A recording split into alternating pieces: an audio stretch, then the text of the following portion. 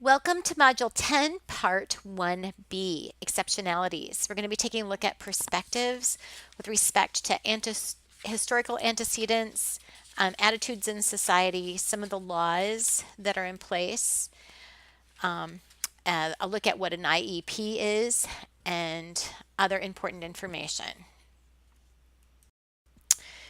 Some of the historical antecedents that precede us today that have infiltrated our societies and our societal attitudes is that people who were born with disabilities were seen as social problems, a real burden on society.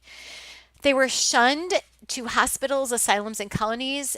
Sometimes they were even shunned to death. Um, they were segregated, contained, as if the disability was contagious or something of that sort. If a child was born with a disability, it wasn't uncommon to let them pass on. They left them to the elements and were able to then move on beyond that child, which is horrifying for us to think about today. But if you think about the attitudes that permeated the society back then and how some of those characteristics may infiltrate our thinking today, you can see that that could be very powerful. It was not uncommon that they were prohibited to marry. They were seen as lesser beings. They even sterilized them so that they couldn't reproduce, seeing them as dysfunctional society members.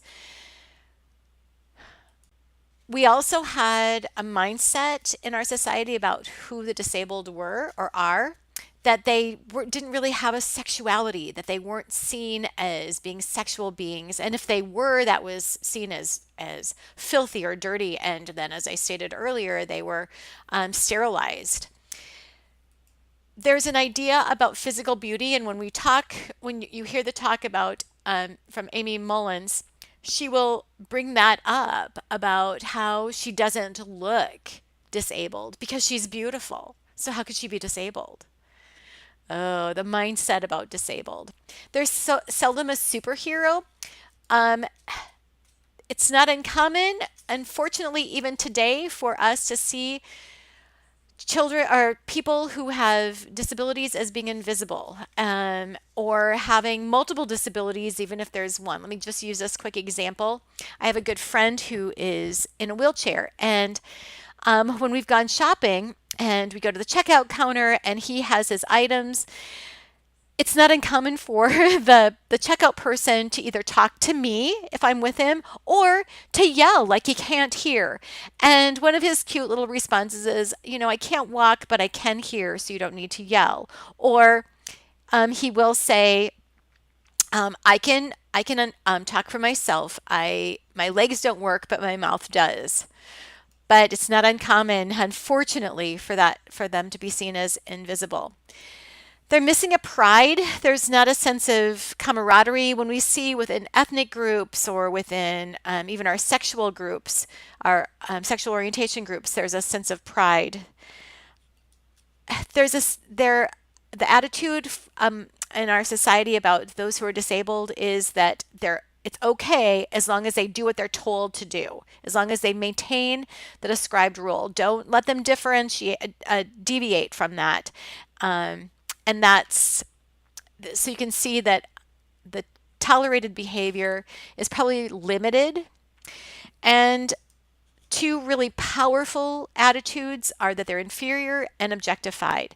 Both of those lead towards more abuse and neglect.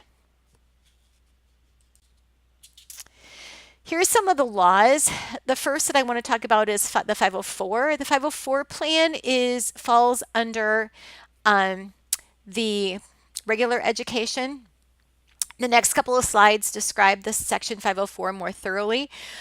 But regular education teachers, if a child has a 504 plan, then a regular education teacher needs to meet the needs of that child.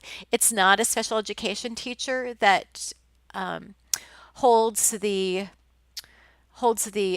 legal responsibilities for the child in the classroom.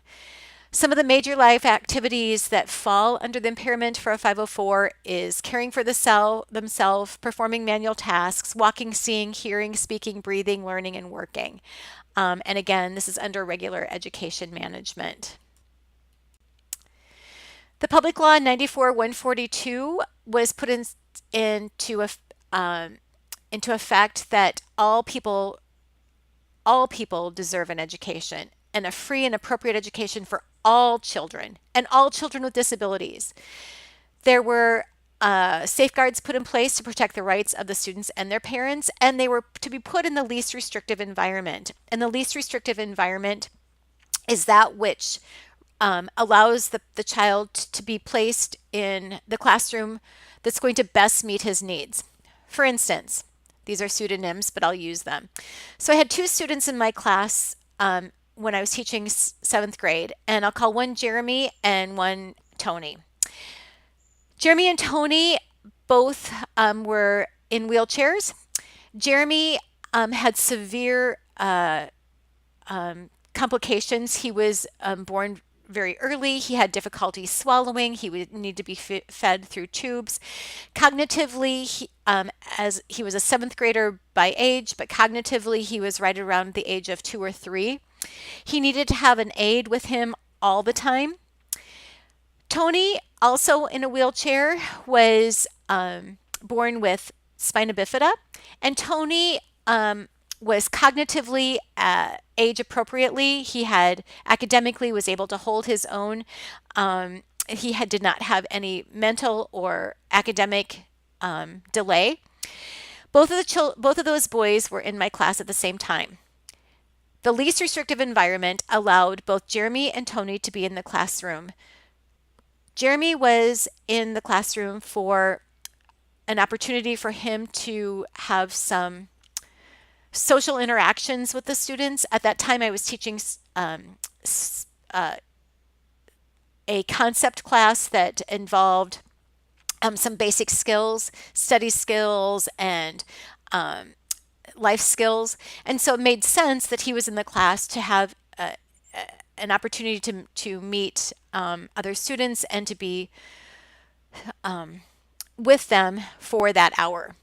Tony was in that class as well, but he was there for academic reasons, socialization as well, but he was there to be academically challenged. Tony spent the majority of his class time with his peers.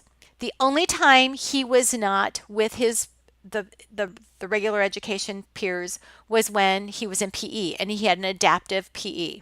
He was placed in the least restrictive environment for his needs. Jeremy, on the other hand, was only in my class during the day. The rest of the time he was in the special needs classroom and in the resource room, because that was the least restrictive environment for him. He needed to have a lot of additional care, and he had some remedial services that were necessary for his educational attainment. And so that law was put in place that our students needed to be placed in those least restrictive environments. Interestingly, before this law, Tony and Jeremy would have spent the entire day together because they both had been labeled handicapped. We don't use that word anymore, but that's how they would have been labeled prior to this law, and that they would have both been placed in the same classroom. The IEP is an individual education program that a child with a disability and in the special education program is given the opportunity to have goals met specifically for that child, and parents and educators and people who are dealing with that child all come together to set new goals and to assess old goals and to meet the individual needs of that child. They also brought in the parent involvement and allowed parents to have an active say in their child's education. And the children were then are then to be given non-biased evaluations. So we look at fair and accuracy. We don't do comparing to their age, their developmentally or chronologically aged peers. It's looking at their own individual achievements. So that was Public Law 94-142.